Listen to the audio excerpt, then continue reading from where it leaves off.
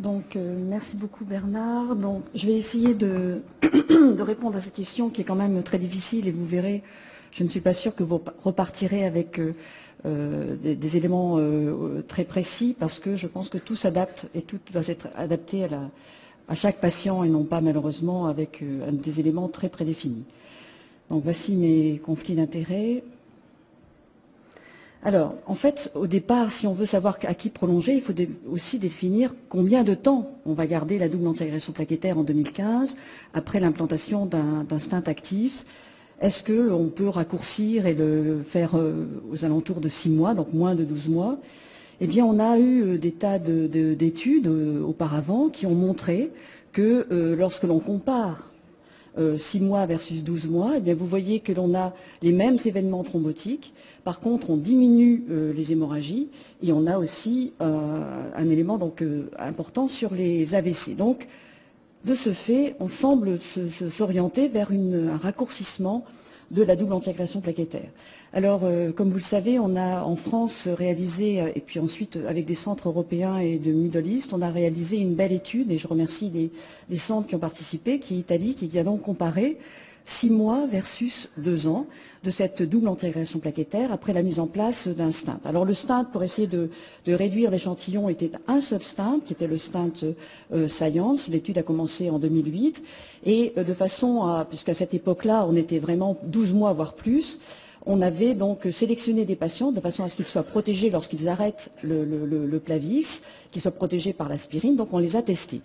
Les patients qui n'étaient pas répondeurs à l'aspirine étaient randomisés, et vous voyez qu'on a exclu également dans les 6 premiers mois tous les patients qui faisaient soit un événement thrombotique, soit un événement hémorragique, mais vous voyez, très peu de patients. 2% des patients n'ont pas eu leur randomisation qui avait été choisie au départ, et ensuite on a suivi sur 2 groupes d'égal nombre de patients à 6 mois versus 2 ans.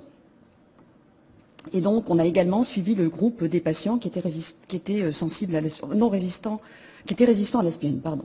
Et donc, comme vous le voyez, le critère primaire, principal, qui était un critère composite, comme toujours, de MACE, de décès, de revascularisation urgente, de saignement majeur, eh bien, vous voyez qu'il n'y a aucune différence. C'était donc une étude de non-infériorité.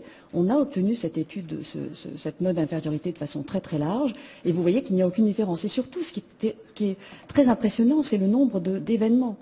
Ces gens c'est des all-comers. Les seuls patients qui étaient exclus, c'était les patients qui étaient stentés sur le tronc commun et l'angioplastie primaire. Mais tous les autres, c'est-à-dire qu'on avait seulement 40% d'angor stables, et bien tous les autres, angor instables, etc., avaient ce faible taux d'événements, 1,5 voire 1,6, et donc c'est assez impressionnant. Alors, parallèlement, il y a eu une étude qui a été commencée à peu près à la même date, qui a été conduite en Allemagne par le professeur Castrati, et c'était la même randomisation. Cette fois-ci, par contre, tous les stents actifs étaient possibles, et il n'y avait pas de test de résistance à l'aspirine, et la randomisation était 6 mois versus 1 an. Et donc, il y a eu, par contre, là, un peu plus de patients qui ont été éliminés, c'est-à-dire toujours pareil, les patients qui, pendant les 6 premiers mois, faisaient des événements, n'étaient pas randomisés. Et quels sont les résultats? Eh bien, c'est pareil. Donc là, on a tous les stents actifs, c'est aussi des all-comers, il n'y avait que 40% d'angor stables. Eh bien, vous voyez que dans ces cas-là, le taux d'événement, avec les traitements actuels, avec les stents de dernière génération, vous voyez qu'on a un taux d'événement qui est superposable à celui d'Italique, 1,5, 1,6. Donc, quand on fait une méta-analyse de différentes études qui sont comparables, eh bien, vous voyez que lorsque l'on regarde tous les événements thrombotiques chez ces patients à qui on réduit la double antiagression plaquettaire, à qui on la met à 6 mois, eh bien, vous voyez qu'on n'a pas un surrisque d'événements thrombotiques, mais par contre, on a un gain sur le saignement, et vous voyez qui est tout à fait net. Donc, non seulement on ne les soumet pas à un risque d'événements thrombotiques, mais on leur épargne le surrisque de saignement.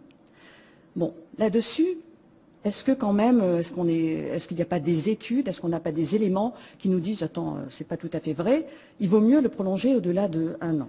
Eh bien, bien sûr, on a d'abord Arctic Interruption qui a été conduit par l'équipe de la Pitié.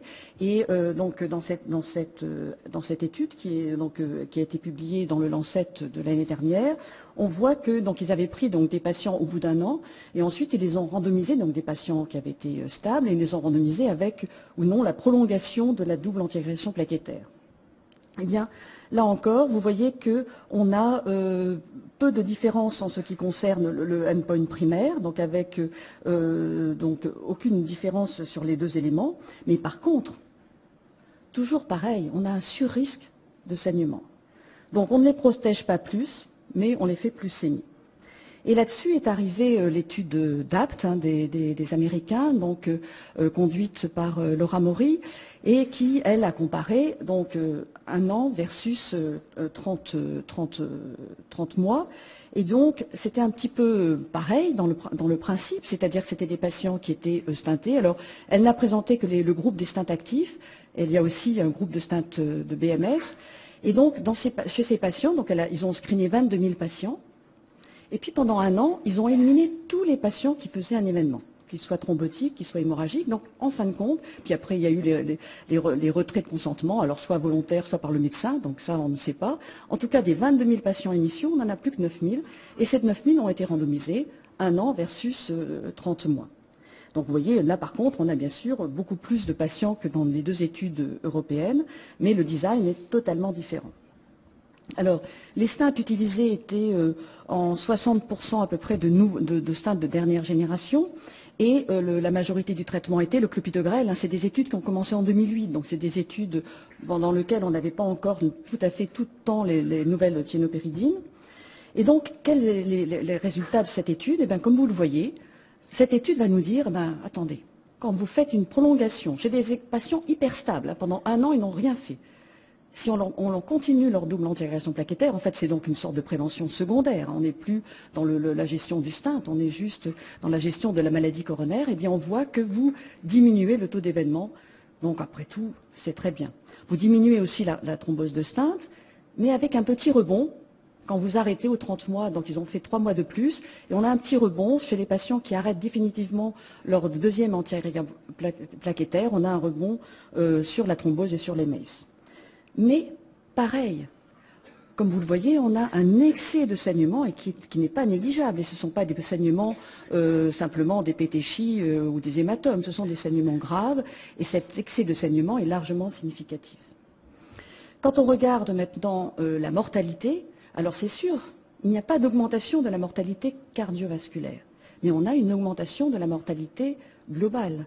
Donc probablement, on ne sait pas encore la cause, mais cette augmentation de la mortalité, elle est réelle, elle est à 0,02. Donc on est tout à fait significatif.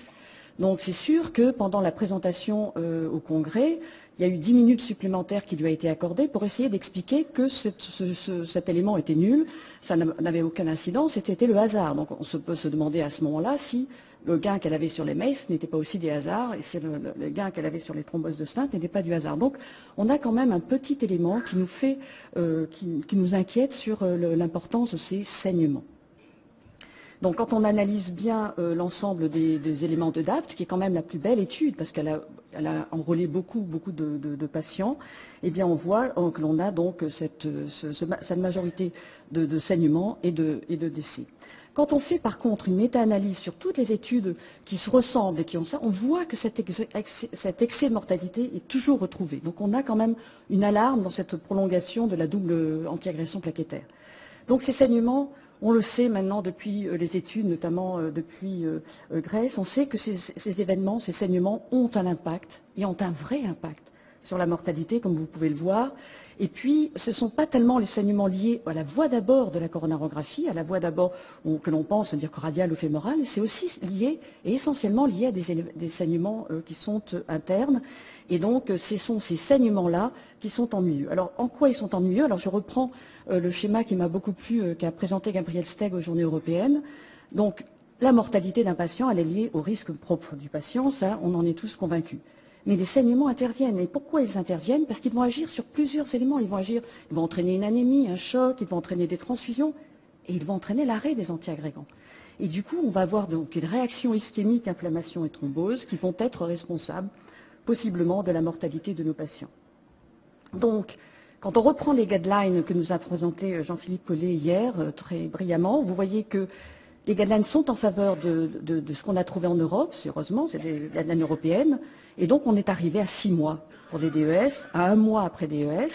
On peut diminuer si le patient est à haut risque hémorragique, on peut augmenter si le patient est à haut risque thrombotique. Par contre, dans le SCA, on n'a pas. Donc, mon take-home message, ça va être celui-là, la majorité des patients à 6 mois.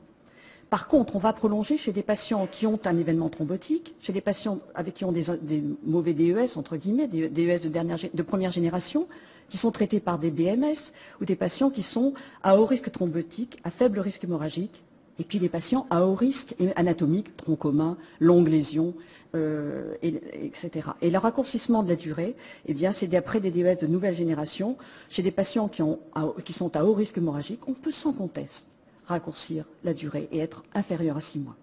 Je vous remercie pour votre attention.